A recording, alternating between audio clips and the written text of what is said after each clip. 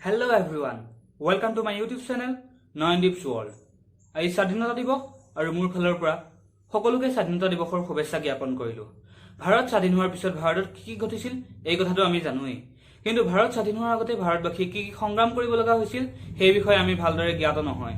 So আজি এই ভিডিঅ'টোত ভাৰত স্বাধীন হোৱাৰ আগতে ভাৰতবাসী কি সংগ্ৰাম কৰিবলগীয়া হৈছিল সেই বিষয়ে মই আপোনালোকৰ আগত থুলমূলকৈ দাঙি ধৰিব বিচাৰিছো। সো বলক ভিডিঅ'টো আৰম্ভ কৰো। 17 শতিকাৰ আৰম্ভণিৰে পৰা ভাৰতত ইংৰাজসকলৰ আগমন হৈছিল। সেই সময়ত ভাৰতত মোগলৰ ৰাজত্ব আছিল, যি ৰাজত্ব 18 শতিকাত ক্ৰমে দুৰ্বল হৈ পৰিল। ইংৰাজসকলে পোনপ্ৰথমে ভাৰতত কিন্তু বাণিজ্য কৰিবলৈহে আহিছিল। কিন্তু ভাৰতত যেতিয়া তেওঁলোকে অগাধ সম্পত্তি দেখা পালে তেতিয়া তেওঁলোকৰ লোভ বাঢ়ি গ'ল। মোগল সম্ৰাটসকলৰ অন্তঃকণ্ডলৰ ফলত ইংৰাজে ভাৰতত অধিকাৰ কৰিবলৈ সুবিধা পালে। পলাশী আৰু বাক্সাৰ যুদ্ধত জয়ী হোৱাৰ পাছত ভাৰতত তেওঁলোকৰ শাসন প্ৰতিষ্ঠিত হ'ল। আৰম্ভ হৈ গ'ল ভাৰতত ইষ্ট ইণ্ডিয়া কোম্পানীৰ শাসন। ভাৰতৰ মানুহক ধ্বংস কৰি তেওঁলোক ধনী হৈ থাকিল। ভাৰতীয় লোকৰ ওপৰত তেওঁলোকৰ অত্যাচাৰ দিনক দিনে বাঢ়ি গ'ল। কোনো মাটিৰ যদি উত্তৰাধিকাৰী নাথাকে তেন্তে সেয়া ইষ্ট ইণ্ডিয়া কোম্পানীৰ হৈ গৈছিল। কেতিয়াবা কেতিয়াবা সৰু বৰ বিৰোধ হৈছিল, কিন্তু সেয়া কেইজনমান মানুহৰ মাজতে সীমিত আছিল। চিপাহীসকলৰ কাৰণে তেওঁলোকে গৰু আৰু গাহৰি মাংসৰে তৈয়াৰী এটা গুলী আনিছিল আৰু সেইটো দাঁতেৰে কামুৰি বন্দুকত ভৰাব লাগিছিল। যিহেতু হিন্দুসকলৰ বাবে গৰু নিষিদ্ধ খাদ্য আৰু মুছলমানসকলৰ বাবে গাহৰি নিষিদ্ধ, সেইবাবে তেওঁলোকে ইয়াক বিৰোধ কৰিছিল। কিন্তু ইংৰাজসকলে চিপাহীসকলৰ কথা শুনা নাছিল। আচলতে ইংৰাজসকলে এই কামৰ জৰিয়তে খ্ৰীষ্টিয়ান ধৰ্ম সকলোকে গ্ৰহণ কৰিবলৈ উদগনি দিছিল। ইয়াৰ ফলত চিপাহীসকলৰ ধৰ্ম সংকটত পৰিছিল, কিন্তু বিৰোধিতা কৰিব পৰাৰ সামৰ্থ্য তেওঁলোকৰ নাছিল। তেতিয়া মংগল পাণ্ডে নামৰ এজন চিপাহীয়ে পোনপ্ৰথমে বিৰোধিতা কৰিছিল আৰু তেওঁ চিপাহীসকলক নেতৃত্ব দিছিল। আৰু আৰম্ভ হ'ল 1857 চনৰ চিপাহী বিদ্ৰোহ, যিটো বিদ্ৰোহ সমগ্ৰ দেশতে বিয়পি পৰিছিল। কিন্তু এই বিদ্ৰোহ বিফল হ'ল আৰু মংগল পাণ্ডেক ফাঁচীকাঠত ওলমোৱা হ'ল। ইয়াৰ পাছত 1885 চনত জন্ম হ'ল ভাৰতীয় জাতীয় কংগ্ৰেছৰ আৰু ভাৰতৰ স্বাধীনতা আন্দোলনত নশক্তি আনিলে। সেই সময়ত বংগালত ৰাষ্ট্ৰবাদৰ ভাৱনা তীব্ৰ গতিত বাঢ়িল।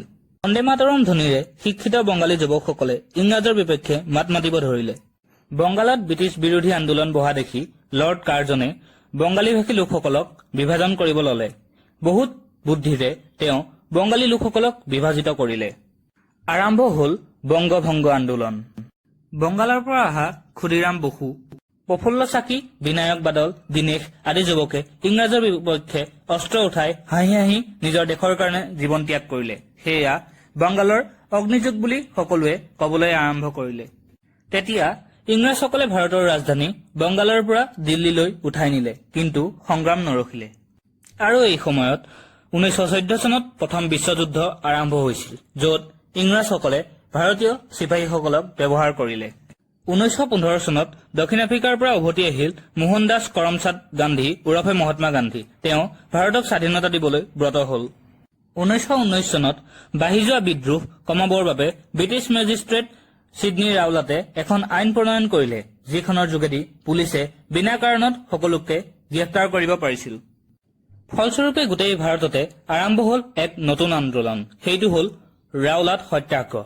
আপোনালোকৰ জ্ঞাতাৰ্থে জনাওঁ যে সত্যাগ্ৰহ শব্দটোৰ অৰ্থ হৈছে সত্যৰ প্ৰতি আগ্ৰহ। সেই সময়ত কৰ্ণেল ডায়াৰে পঞ্জাৱৰ সকলো বৈঠকত নিষেধাজ্ঞা জাৰি কৰিছিল।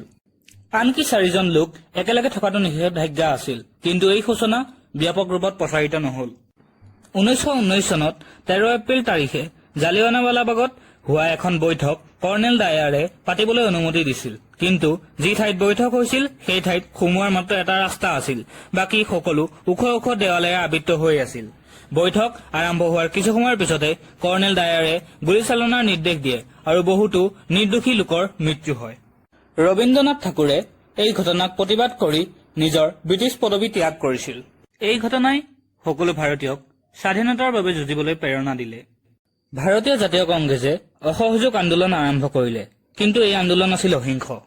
কিন্তু 1922 চনত চৌৰিচুৰা নামৰ ঠাইত উত্তেজিত জনতাই পুলিচ থানাত জুই লগাই দিলে, যাৰ ফলত 23জন ভাৰতীয় চিপাহীৰ মৃত্যু হয়। সেইকাৰণে অহিংসাৰ পূজাৰী গান্ধীজীয়ে অসহযোগ আন্দোলন স্থগিত কৰিলে। কিন্তু তেতিয়ালৈকে ভাৰতৰ প্ৰতিঘাতৰ সময় আহি পৰিছিল। 1925 চনত হিন্দুস্তান ৰিপাব্লিকান এছচিয়েশ্যনৰ প্ৰতিনিধিসকলে কাকৰি নামৰ এটা ঠাইত ট্ৰেইন ৰখাই ইংৰাজৰ পৰা পইচা লুটাৰ ষড়যন্ত্ৰ কৰিলে। ইয়াক আমি কাকৰি ট্ৰেইন কনস্পিৰেচি নামেৰে জানো। সংগঠনটোৰ অস্ত্ৰ শস্ত্ৰ কিনাৰ বাবে পইচাৰ প্ৰয়োজন হয়, কিন্তু তেওঁলোকে ট্ৰেইনত এজনো ভাৰতীয়ক নুলুটিলে।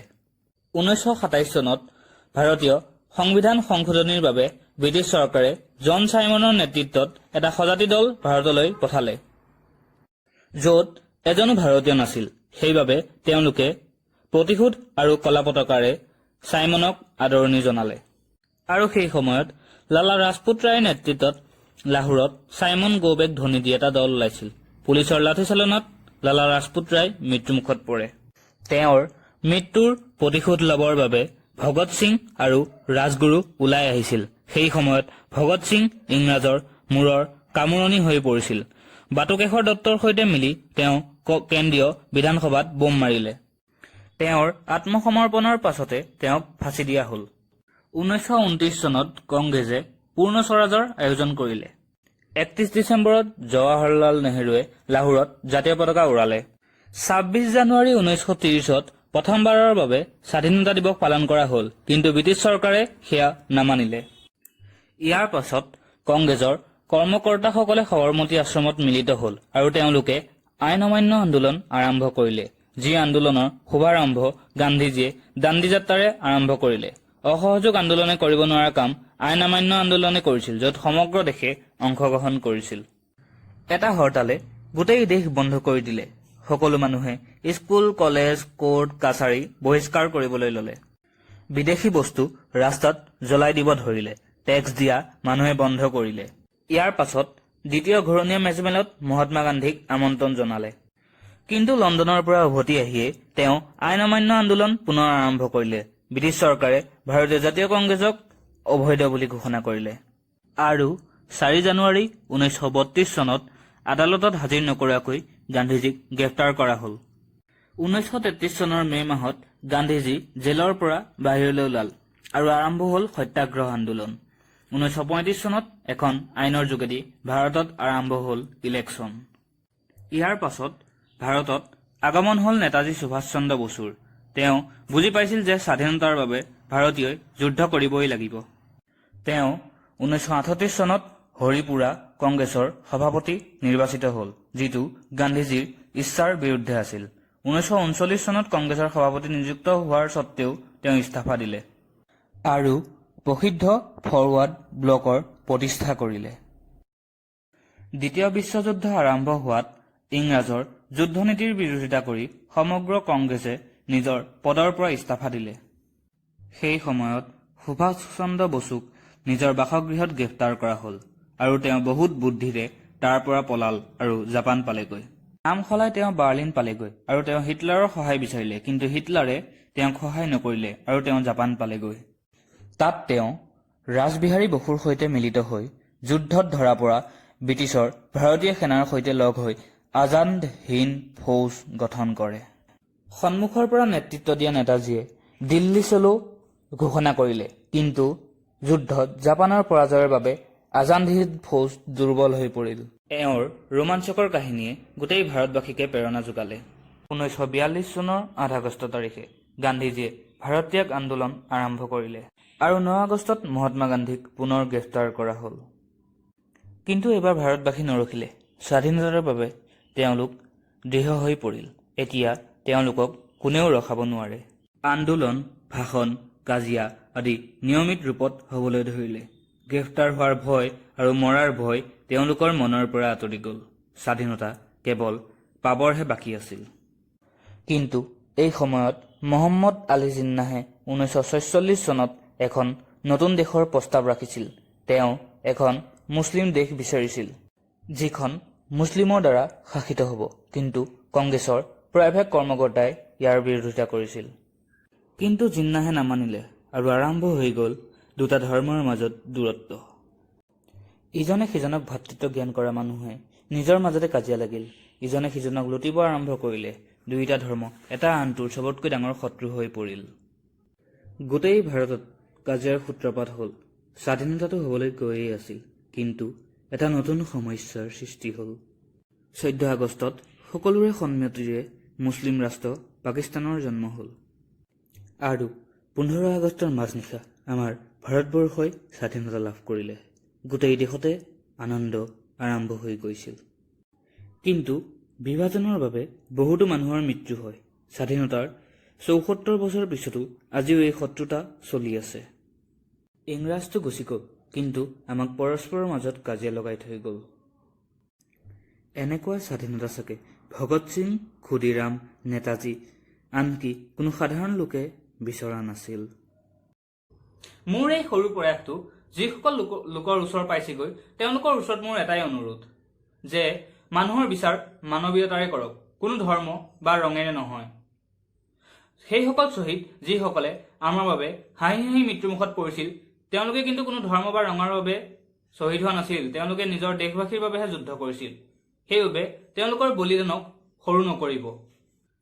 এই ভিডিঅ'টোত মই ভাৰতবৰ্ষ স্বাধীনতা হোৱাৰ আগতে ভাৰতবাসীৰ লোকসকলে কি কি সংগ্ৰাম কৰিবলগীয়া হৈছিল সেই বিষয়ে আপোনালোকৰ আগত দাঙি ধৰিলো।